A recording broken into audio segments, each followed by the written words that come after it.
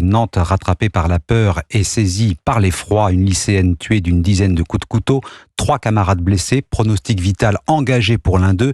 C'est l'épouvantable bilan de l'attaque du lycée Notre-Dame de Toutzed. Quant au meurtrier présumé, il est lui aussi scolarisé dans l'établissement. Bonjour Wilfried de Villers.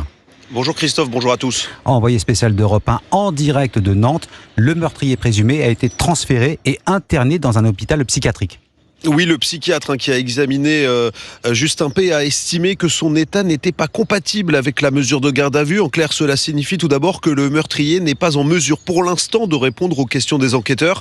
Interrogé hier soir, il serait resté prostré, mutique. Et la question qui se pose désormais, c'est celle de son état psychologique, de son discernement. Était-il conscient de ce qu'il faisait lors de son attaque hier dans son établissement ?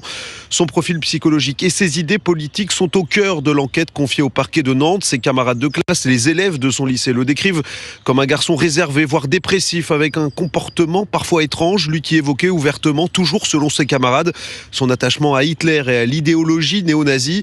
Moins d'une demi-heure avant son passage à l'acte, Justin P. a envoyé un mail à tous les membres de son établissement. En pièce jointe, un manifeste de 13 pages titré « L'action immunitaire » où il dresse un portrait sombre, confus de notre société. Il évoque la violence du monde ou encore l'effacement des traditions, des rites.